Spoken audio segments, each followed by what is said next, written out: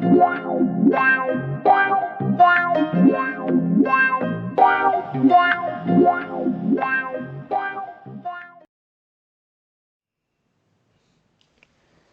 welcome in everybody to another midweek live stream. Nick here alongside Colin. Look, it's been 4 weeks since Colin and I were on. 2 weeks ago, we streamed our third ever live stream to amplify melanated voices. We've included links to all of the videos and resources we shared from that last one 2 weeks ago, and would encourage you to go back and check it out if you'd like to join the solution of solving systemic racism in this country. In accordance with common decency, common sense, and the concepts of liberty and freedom for all, we stand up for those who are not treated equally in this country. We could go a lot more into it, right? But that's not our main focus here at Redskins Hangover. As you may know, and perhaps some are seriously doubting, we try to talk about football. And we're going to walk some fine lines tonight in this 30-minute stream, but we invite you to check out a few more links, this time with some white ally voices as well. We've included them in the description below, so please, if you have time, check out Dave Chapelle's new stand-up on YouTube, 846. He is a genius of our time and deserves your 27 minutes. Greg Poppovich, head coach of the San Antonio Spurs, had some really powerful words to share in regards to George Floyd that everyone should hear. I was spoken from a place of real truth, and regardless of the color of your skin, I think you could give it a listen. Lastly, if you're confused on what some of the police reform is, what defund the police actually stands for, I would invite you to check out John Oliver's piece on police reform. I know that a lot of people think he's skewed a certain way, but you've got to know what the debate's about if you want to have an opinion. So get informed and go from there, please. All right, well, by now we've probably buffered out and people can actually hear the audio that's going on, which is good. I shouldn't have lost too many of you here in this 90 seconds. But can't win them all, you know, old Washington Redskins saying. So let's have a good time, and for that, I'm going to need my trusty co-host, Colin. It's been 4 weeks, and we got to be mindful of my bedtime. What you been doing? What have you been up to? What are you watching? What are you eating? I want to know how you are. What's up, man? Yeah, it's good to be back on Redskin Hangover. So I'm excited to do this with you. There's things going on in the Redskin world. So yeah, what have I been doing?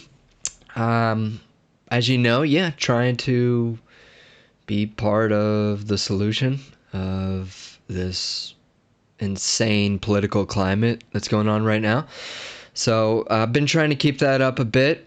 I have removed myself a little bit from the news here and there, but also trying to stay vigilant and not be a recluse, because that's easier to do. So it does take effort to kind of try to balance everything there. So been active with that stuff, and I encourage everyone else to keep up the good work too. It's awesome to see some change. LA, defunded $150 million of the police already, so your voices do mean something, so that's exciting. I did also take a little time for myself, went camping with Candace and with Justine and Amber, a couple friends we haven't seen in a while, so got out there in Ojai, California, just for a day. I don't know, do you camp much, Nick? We don't have a car, so camping, it's not as easy. Yeah. I wouldn't say it's easy at any time, but without a car, it's even harder. It's not easy at all. It is no resort vacation. You pack 80% of your home, you bring it with you, you unpack everything, you make a fire, you're exhausted, you get like 4 hours of sleep, and you pack it all up and come back home and then unpack that. Yeah, it's a lot, but it felt good to be in nature. I will say it was much needed. So that's kind of what I've been doing. What have I been reading? How you spending your time? Lately, my reading has been through Disco Elysium, which is a role-playing video game. If you have a MacBook, it's available for that now, or PC. I was pretty excited to get sucked into that world. It's kind of like a novel, I would say, how it goes. It's quite a bit of reading. So if you can handle the reading, I would say go for it if you're not adverse to reading. It's the most poetic game I've ever played. I will say that. It's really quite beautiful. It's very political. It touches on race and class throughout the game.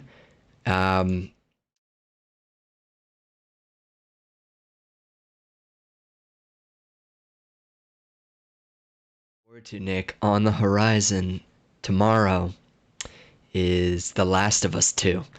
One of my favorite companies, Naughty Dog. You know, they make the Uncharted series, Crash Bandicoot, Jak and Dexter. Yeah. So that comes out tomorrow at midnight. They're one of the few companies I'll pre-order and throw down $60 to play it immediately. And wow. I will definitely be doing that at midnight. So this guy doesn't buy a jersey, but he'll pre-order. Yeah, Naughty Dog, I can trust. I can trust their product's gonna be solid. Redskin players, I can't trust they'll be on the team, nor can I trust they'll be solid for very long. Hold on, let me backtrack here for just a second. So it's a midnight release. Does that mean you are? I mean, in this pandemic, are you picking it up? Is it digital download? Digital. Gotcha. Yeah. I'm way off base. What year am I from? I know, right? Yeah. Do you go to the store and pick it up and they hand it to you? I mean, there is a nice value to that, though, right? Because you can resell that to someone, and maybe you only spent $20 instead of 60. Yeah. But you know, fuck it. Pandemic. I'm staying clean. And I love Naughty Dog. Hand-me-downs aren't a bigger thing in video games. Nobody wants to share their video games. Yeah, I wish they make it so hard to, though. You know, it's not easy to transfer. You got to give them that hard disk. Now, did you play The Last of Us? I know you've played all the Uncharted's. I want to say I started The Last of Us, but it was for PlayStation 3, and our controller started giving us some problems. Oh. So I could only do so many, circles in a row, stuck in a corner in the room, before I was like, okay, I'm done. Wow. Wait, so what happened? You didn't get a new controller? You just said, wow, fuck it, this is the end of my PS3. Colin, you're hitting into some hard times with me and my wife. This PS3 is like her baby. She's got a name for it. It's gotten her through a lot of hard times. Yeah, great system. We've had 3 different sets of controllers.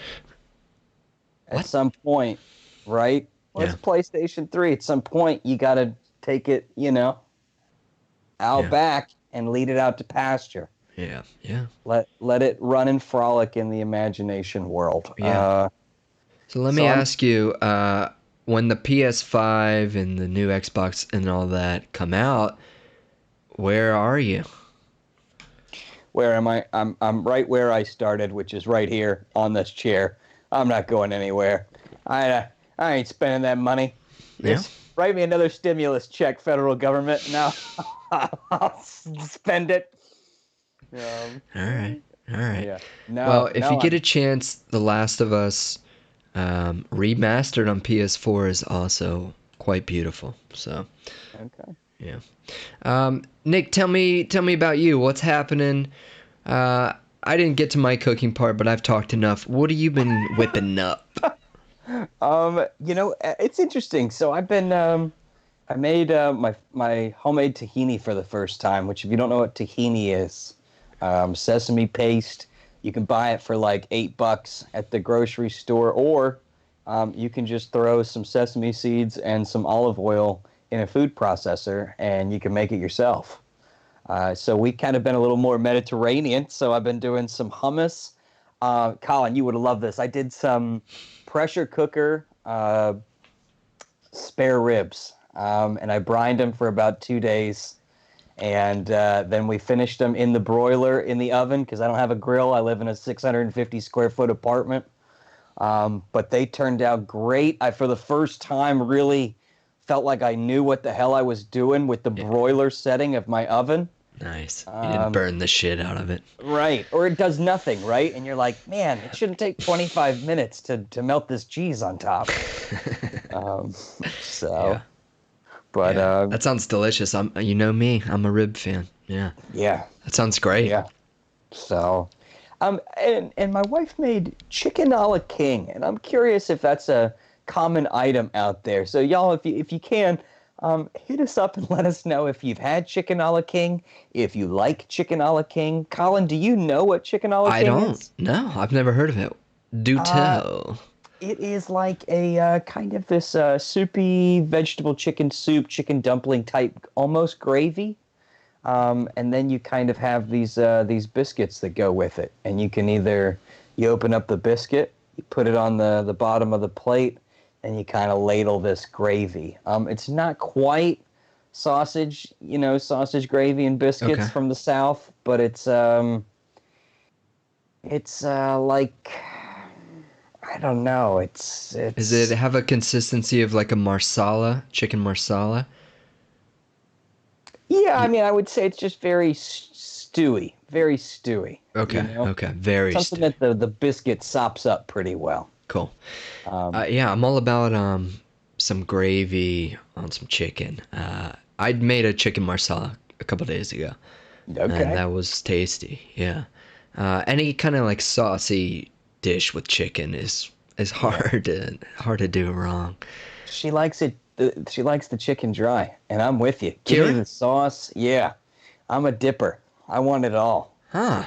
See, I mean, I like to cook chicken, with the dry rub, get it nice and crispy a little bit, and then start working that sauce in so it doesn't get all like boiled. But yeah, who doesn't like a little cream or wine, Yeah, finger licking good. Yeah. Cool. Right on. Yeah. So my friend, I'm glad that you're making some good stuff. Should we talk Redskins? Is it that time?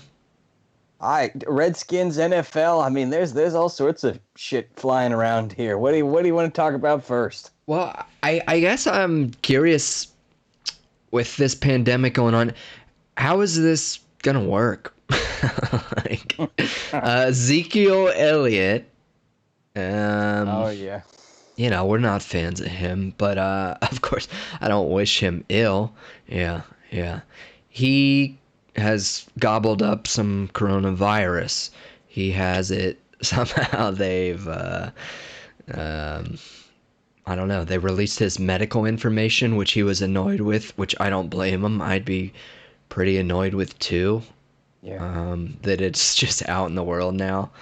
You've got corona. It seems pretty insensitive. But he does have it. So which brings me to the question of like, we kind of talked earlier in the week, right? About a zero tolerance, just way of life in the NFL. How is that going to work, right? Zeke gets corona. What does the league do? You're quarantined for 2 weeks. Right. Tracers don't have to go very far. Suspension. I think you're immediately suspended as soon as you have a cough and a fever. Like I don't know. Yeah, the zero tolerance policy is something interesting that we talked about, which was this concept of how is it going to work with all these people, right? I mean, with basketball, it seems doable because there's 5 people out on the floor per team, 12 people on a squad, right? Yeah. 14 people? With us, it's 11 people per starting side of the football. Yeah. 50, 53, 55, Yeah. 90-man roster during the offseason, the preseason. Right. I just don't get it, man. I don't want to shit on the party here, But I can't see it. I think about like watching the game, and hopefully they're not going to have a zero tolerance policy. Hopefully they just But then what kind of policy are they going to have? You know, is it going to be one of these bullshit uh, United airline policies? Well, we leave the middle seat open. You know, there's plenty of distance, you know? Are they going to spread out the offense and the defensive lines 6 feet apart? You know, like, where do you start? Where do you end, right? Like, because I imagine when you're on the field, obviously it's going to be full-blown game, right? Game on. But Zeke gets the virus. You know, who else is quarantined then? He's been around the entire team in drills and practices. Like, you know, how often are you getting tested? I don't know. I'm very curious to see what happens. And I'm curious to see, is this going to be a year where, like, shit, the whole team, you know, all the New York Jets have the virus right now. And then they got to bring in replacements. Like, is it going to be a replacement year? That could bode well for us. 87, you know? I think that you're laying out some real foundations here for the Redskins to win this upcoming Super Bowl. Yeah, it might be the only possible chance. I think this is the key right here. I think we need to really, really advocate just how we have for Black Lives Matter and amplified melanated voices. I think we need to advocate for forfeiture for these teams that are going to get sick. We just upgraded all of our health facilities. We got a new strength and conditioning, field. Thank you, Trent Williams. One benefit to your contributions to the organization. And hey, let's just be the healthiest team. And I think that's going to ride us all the way to the 2021 NFL championship game, which I'm hoping we win by forfeit as well. Survival. Okay, it's Hunger Games, football style, exactly. Yeah, and Nick, that kind of, I feel like brings us a little into the Wizards here, of like survival of the fittest. What do you mean? They're one of the top 22 teams in the NBA, Colin. Top 22. Should we talk about the NBA for a minute? Yeah. I don't have much to say about it, but well, it's just funny. It's hilarious, right? The Wizards, they made the playoff month tournament thingy. Yeah, like, the Orlando tournament of 2020. Right. Like, are they gonna hang a banner in the rafters? Made the playoffs 2020. Go Wizzies. What are they? 24-40. Why? Is that really what they are? 24-40? Yeah. They're like 26-40 or 24-40. I mean, they're way under. Hold on. How many? I think I'm wrong then on how many teams are in the NBA? 30. Okay, so they're in the bottom half of the league, easy. Yeah, they're throwing 22 teams in there. Why? Yeah. What are they gonna do? Just start the playoffs. Just start it. All right. Let's wrap this one up. Okay. You think it was too many teams then? Yeah. Okay. Yeah. I mean, look, I'd love to see a little NBA playoffs. Who won it? Yeah. I think we could all use some sports here. Anything. I still remember how hyped I was for that freaking draft. Yeah. I'm never going to be that excited about the NFL draft.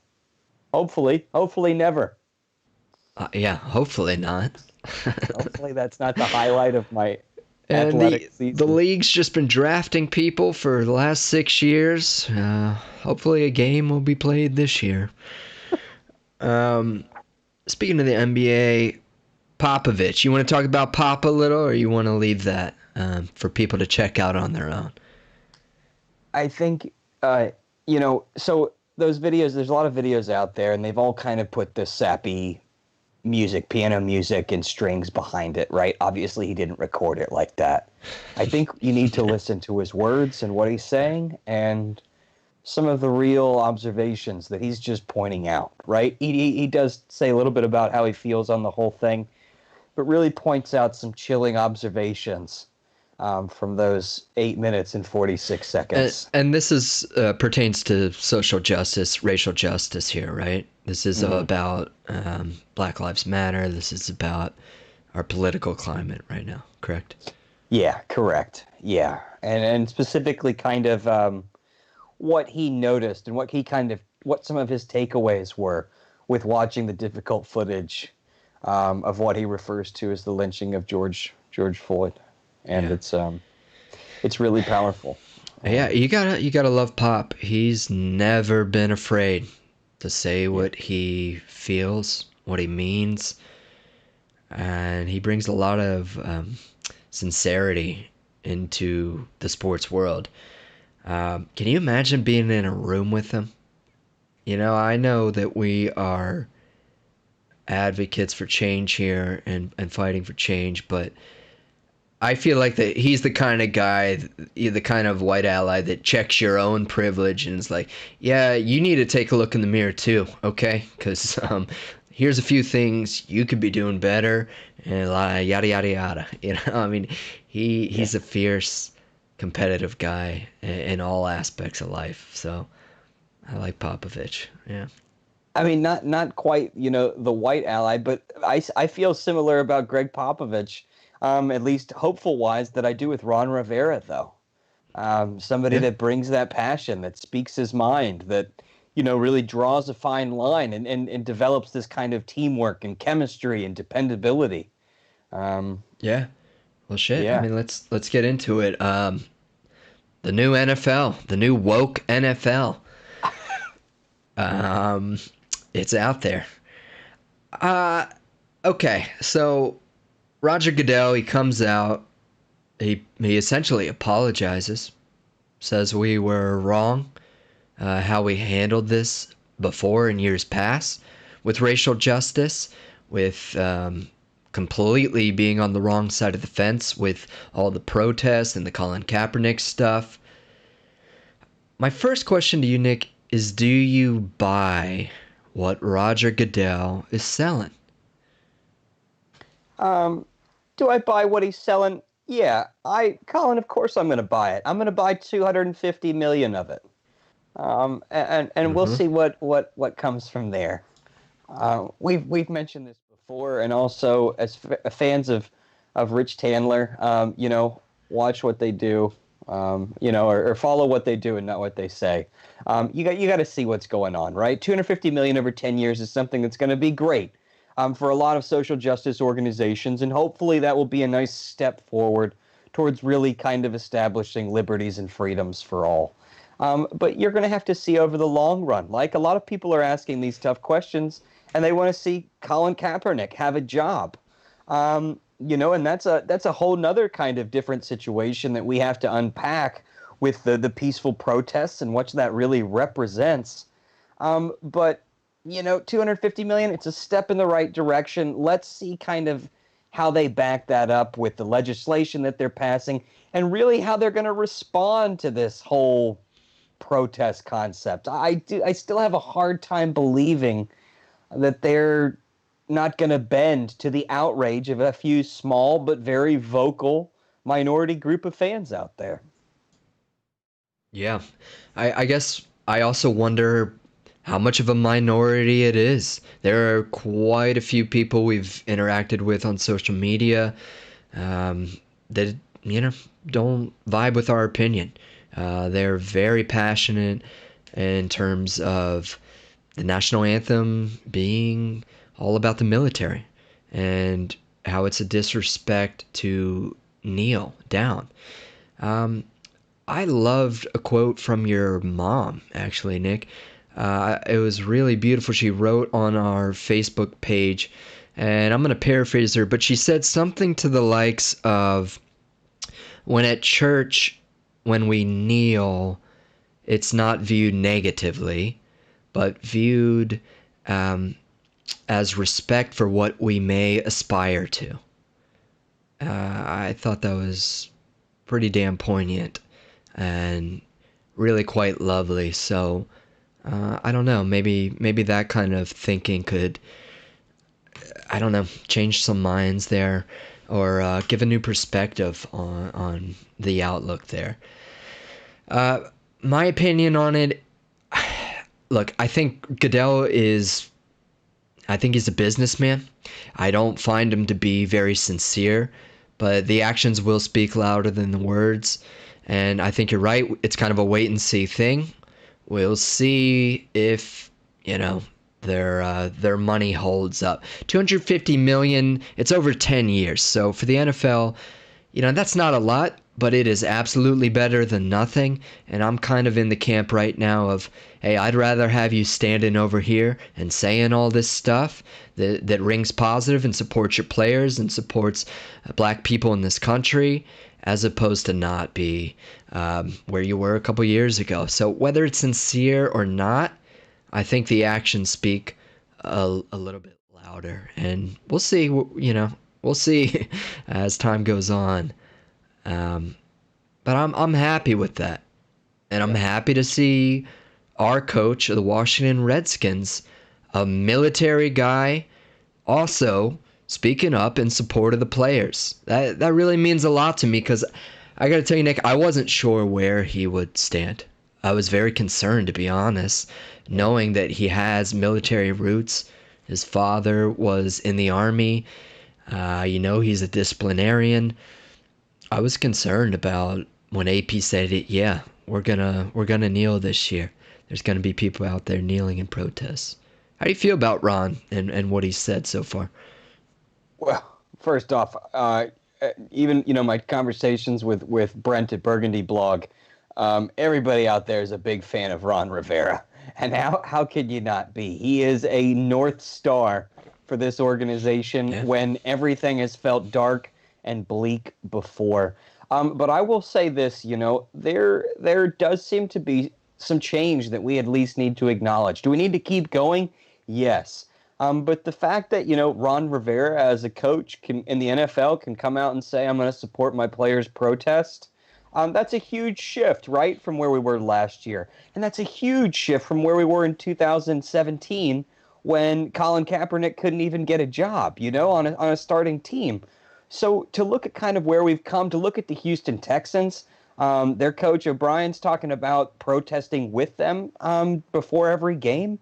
So I think there is a new landscape happening. I'm excited to see the Redskins kind of on the right side of some of these decisions and some of this kind of really public perception. I hope that continues, because he does have the military background, with his father being in the Army. And being a minority candidate himself, I mean, he's got to walk a ton of fine lines, right? Yes. There's not much minority representation. He's got to be 3 times as good to make it right now with where he is and where he's come from. So I'm excited for it. I'm excited to see that sort of leadership stand out for the Redskins. Yeah, absolutely. I believe his mother is of Mexican descent and his father Puerto Rican. I mean, Rivera, it's awesome to see any minority coaches in the league. I had a discussion with someone online through our Instagram, and it was a post that Kyle Shanahan had made, and he was speaking out. I like Kyle, man, and he said, "Why aren't there more black coaches in the NFL? It's a shame, really." And this guy, he writes on there and he says, why does race even matter in sports? He said there are so many black players in the league, and it's because they're so good at what they do. And if they're good enough at coaching football, they'll get a job. This comment had an unbelievable amount of likes, and it was really disheartening to see that kind of racism.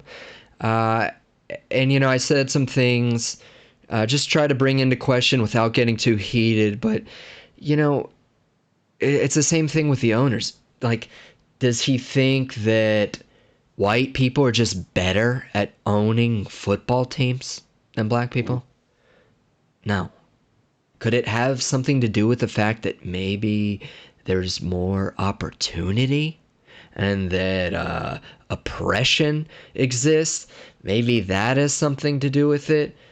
It's just upsetting to see this very small-minded thinking. And I get it. It's not really fun to talk about race, right? It'd be great to live in a world where we can all just be in a utopia, right? Where we can just treat each other with respect, say, hey, how's your day going? What's going on? But it doesn't work that way right now. So I'm proud. I'm proud to see Ron Rivera, a military guy, doing his thing. Here's his quote. Here's what he said. It's their choice. It's their decision. And again, I support it because it's in our Constitution. And that's what our military personnel fought for our rights, for our safety. I really like that. And here's another quote from Ron when talking about Eric Reed. You know, Eric Reed, he was split on the Players Coalition, but he has certainly been leading the charge for racial justice in the NFL. He said, here's Ron Rivera, what he said about Eric Reed. I was fortunate enough to have Eric Reed with me in Carolina. We went and decided we were going to sign Eric only on football. We weren't going to talk to him about what his intent was as far as the anthem was concerned until after. And then he and I had a great conversation. He said it was a real eye-opener. It compelled him to read the U.S. Constitution. And he said it helped me to really, truly understand what the protest was about in terms of taking the knee. And that it had nothing to do with our military. It had nothing to do with our first responders. It had nothing to do with the flag. It all had everything to do with social injustice and police brutality and working to get that corrected. And so I was fine with it. I had no issue with it because of what I had read, because of what the Constitution said, what the Bill of Rights talked about. I don't know. It makes me really happy as a Redskin fan to see some of this good. And it has continued a little, Nick. There was an announcement today.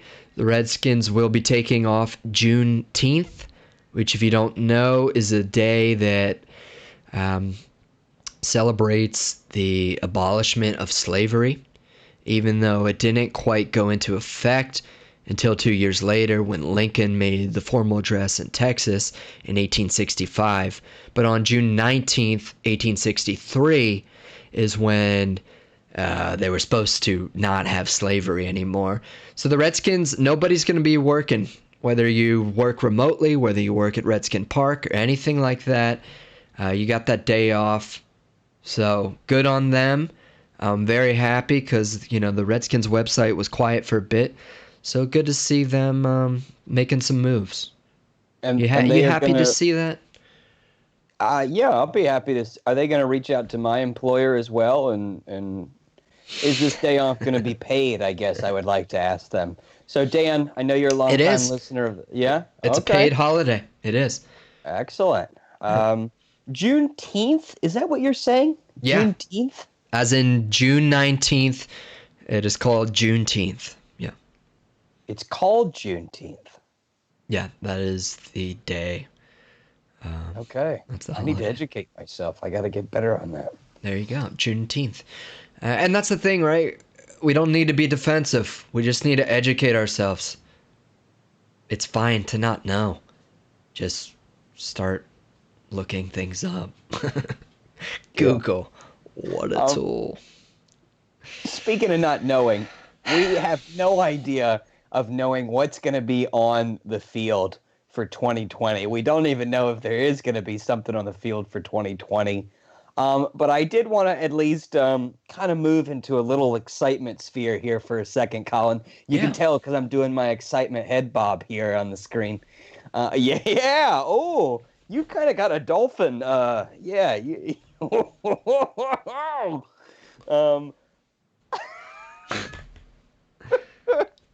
We're available for parties, 6 feet social distancing. We're also on Zoom.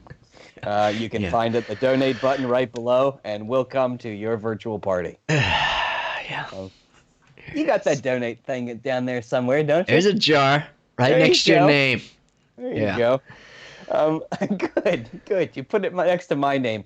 Colin gets 90% of the proceeds, but it is next to my name. 10% does go to me. Yeah. That's not true. We split everything evenly. It's a 50-50 partnership. And we'll be off on Juneteenth. There you go. Good. Not Good. paid, but... Excellent. Yeah, I don't know. You know what, Colin? I don't even want to talk anymore about what I'm going to be excited to see on the field, because I just want to temper some expectations. I'm a little nervous. Yeah, I get it. Well, there's got to be a position group that you're excited to see. Let's go with the excitement. Come on.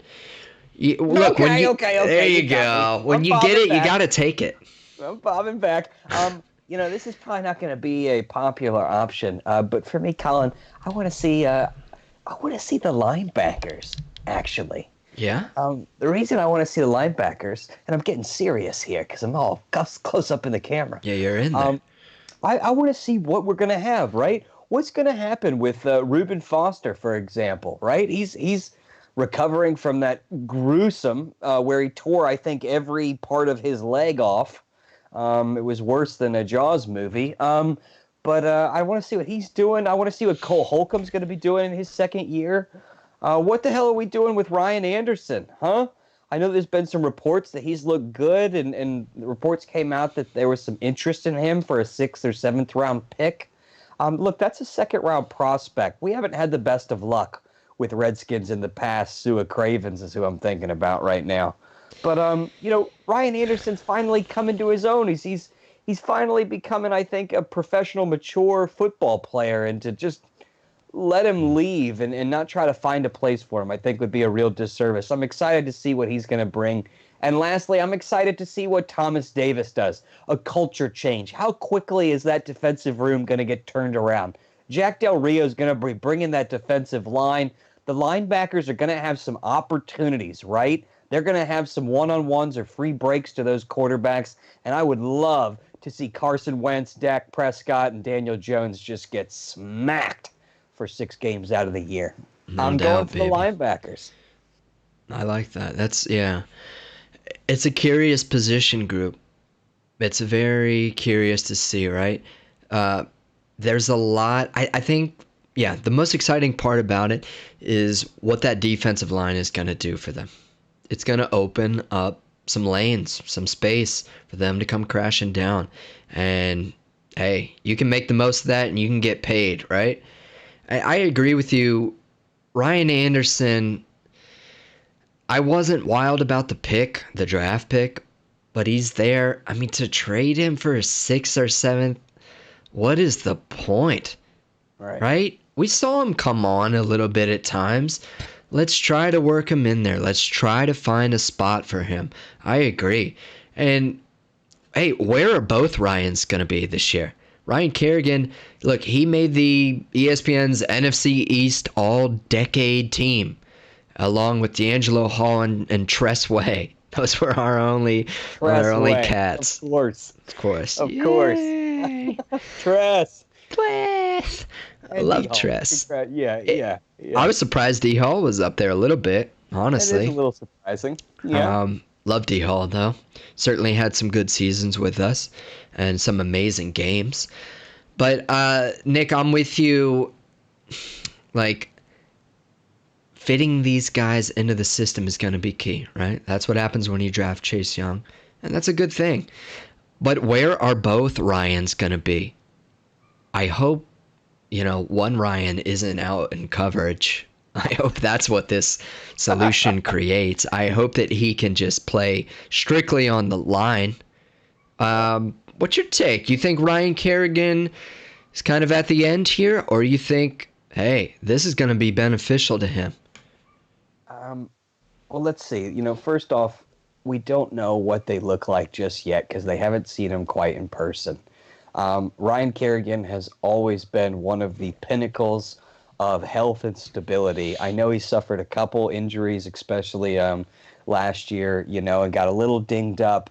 But before that, he was a pretty ironed man, double-digit sacks, Mr. Consistent. And he's somebody I think that was so consistent. I mean, do you remember we had Brian Arakpo at one point? We thought he was going to be our, outside rusher. Yeah.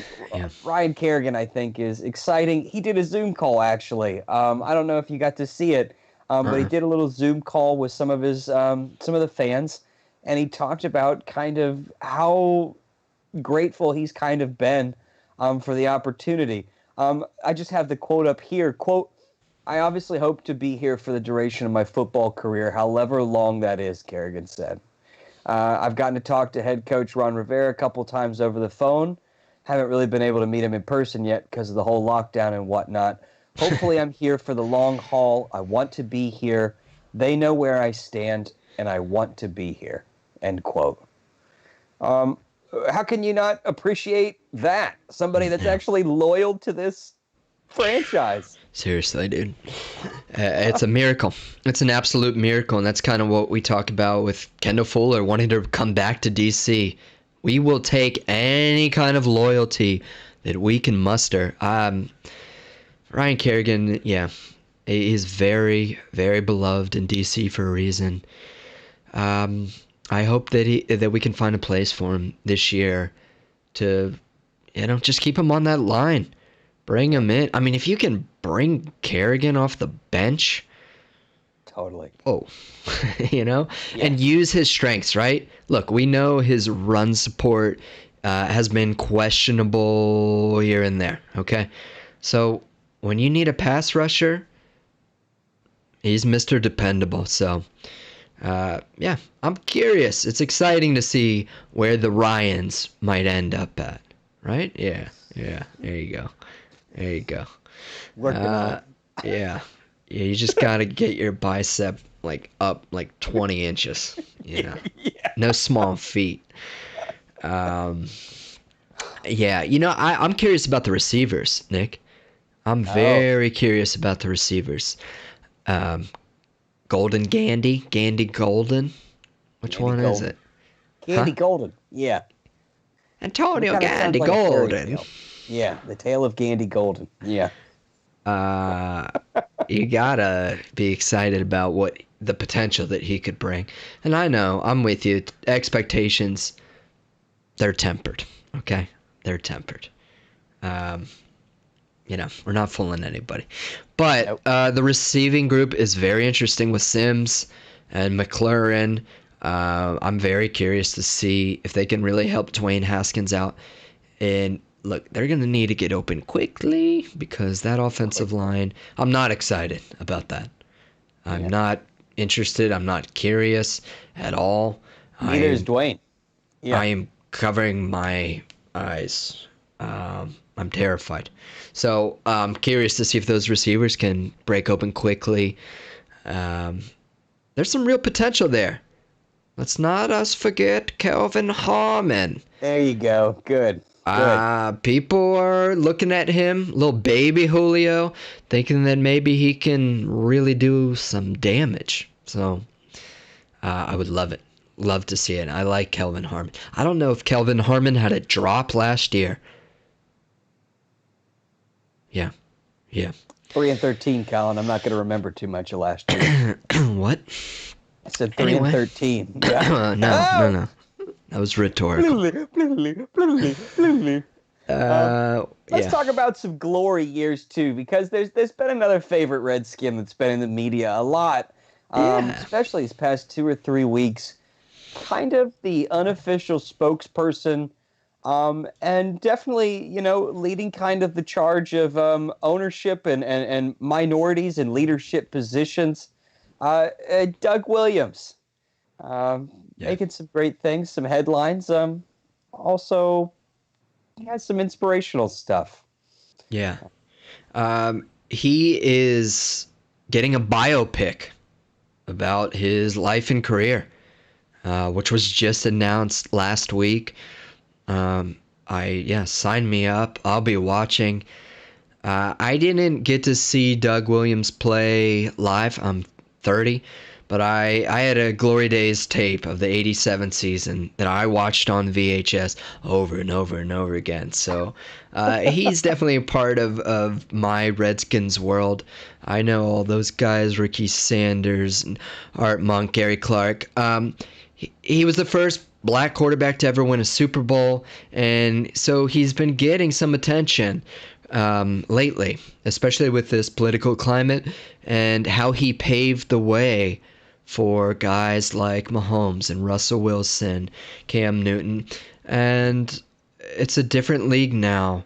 And his son had something really sweet to say that came out. Here's the quote from Doug Williams' son that brought a tear to Doug Williams. He said, "You raised a strong black man. You created America's worst nightmare. A smart, educated, ambitious black man with great character. Thanks for that, Pops. I can't even begin to imagine the things you went through coming from seeing crosses burning and just your ride as a black man and a black player in this country. Love you, Pops. I'm a proud product of you, and that's what I'm most proud of, my brother." Pretty cool. It's just great to see Redskins like that in the headlines for paving the way and racial equality within the NFL, which expands so much greater because it's got such a big voice. They once asked Doug Williams, "What does it feel like to be the first black quarterback to ever win a Super Bowl?" He said, "Well, how would I know any differently? I've always been black." So, Yeah. Pretty awesome. I hope that if we ever have, not we together, Colin, if you have kids, right? If I have kids, if you have kids, I hope that one day they write anything half as wonderful as that was. To receive that as a parent, you did something good, fucking good on you. That's a size of your character right there, right? I can glean a lot from who Doug Williams is as a person, from how his son thinks about him and wrote such, wow.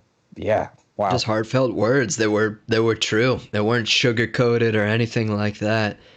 But you could tell he was very just compelled to send that to him, Yeah, that's pretty cool. Doug Williams, yeah, I'm very curious and excited to see that biopic. Yeah.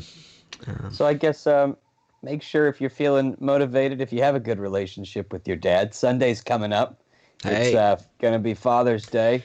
It is. I know, Colin, that our dads don't really like to talk too much, but we can shoot the shit with them for about the weather and how grandma's doing or not doing, so whatever.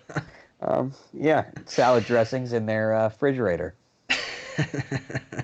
Which ones they got? My dad made a comment a couple weeks ago about those salad dressings, so he must have heard something. He must be listening every now and then. He said something like, "You should see him now. I've been hoarding." He was like, "I didn't realize I was a hoarder. Coronavirus awoken me. I'm hoarding too much stuff. You should see the salad dressings in the fridge now." So if you're listening, Dad, happy Father's Day. And to you too, Jeff. Hey, happy Father's Day. Yeah. You're not listening, but Kathy, if you're listening for Dad, tell him whatever you want to. I don't care, Kathy. Right on. That's this Sunday, huh? Yeah. Anything else, Nick, you want to talk about on this podcast? We really extended this one. It's supposed to be a half-hour program. Yeah. And someone's just tuning in now. The audio was coming in so well, we just had to keep it going. I will say this: I'm a big into gardening right now. Sustainable farming. I'm into permaculture. I'm not going to get into all of the stuff. All right, we got to go, buddy. If I could take just another minute or hour and Yep, 45. out of time. Producers are signaling me off. Sorry. Gardening. They were like, cut. Now, tell me all about it. I'm gonna give you your FaceTime. Here you go. Bam. This is what I wanted you to check out. This is a book if you're interested in any sort of natural farming or natural agriculture. It's a whole thing about sustainable farming and actually using nature to make it easier on yourself. It's called The One Straw. Let's see, I could do this. One Straw Revolution. You're welcome to pronounce his name. I'll give it a try here. Masanobu Fukuoka. Oh, God, that was terrible. Anyway, if you Google it, you don't have to pronounce it, and that works out pretty well for some of us. I should try to work to how to pronounce it. Anyway, give it a shot. Check it out. It's pretty interesting. I found it fascinating, and it inspired me to actually just give some second thoughts as to where my food was coming from. There we go. I never thought I'd hear those words come out of your mouth. What? There we go. No, hey, you're just thinking about where your food's coming from. It sounds like you're on a path to veganism, my friend. No, now I'm considering what caged-free eggs as opposed to just buying the ones that are $1.09. Right. That's cool. I haven't gotten there yet, but I'm thinking about it. Cool. I'm getting Nice. informed. Right on. Yeah. Very cool. Anything else that you're excited about that you're up to this week? No. Are we Got gonna nothing, play some man. video games after this? Oh, you mean the big Fortnite new season that we're gonna spend the next 6 hours playing with Shaddy and maybe Carl. Carl's also I don't know, man. Boy, we're at the end here. That's okay. Carl, one of our best listeners and one of my best friends. One of our great friends. He's having a baby tomorrow. Yeah. Is the scheduled time. So I know he's going to listen to this as opposed to my dad. So let's give him plenty of shout outs and good vibes. How do they know? They're like, it's gonna come out tomorrow. It's like milk. It's gonna expire on the 15th. They just know. It's a miracle. Carl, congratulations to you and Michelle. That is very exciting. Having a baby boy. I hope that we still see you every now and then on a trip here and there, or in the video game virtual reality world. Congratulations. Very excited for you too. And if you can sneak away for a few minutes. I mean, I saw my text messages today, Nick. He was hitting us up saying, hey, Michelle's getting her blood drawn. I'm out in the parking lot if you got a game or two in you. He's probably a ball of nerves, Colin. He's gotta get that frustration and stress out. Shit cracked me up, dude. And I imagine he's not playing on his iPad. I imagine he's got a generator hooked up to his goddamn car or something, playing his Xbox or whatever. Just got like a souped up one of those Astro vans with just flat screens inside. Room for a pregnant wife, and a 40-inch flat screen TV. Yeah, just hotboxing it in there. VW van. Well, he shouldn't be hotboxing. His wife's pregnant. Tomorrow, he can filter the air out by tomorrow. Come on, loosen up a little. Look at you. Ron Rivera over here. Military. So, yeah, congratulations, Carl and Michelle. I hope everything goes super smoothly tomorrow. Excited to see that baby boy. Yeah, well, that's all I got. Alrighty. Peace out. Love release. Thanks for tuning in. We'll catch you guys in 2 weeks. We'll have a live stream Wednesday, same time. Colin Shute in LA. Nick Webster in New York City. We'll see you guys real soon.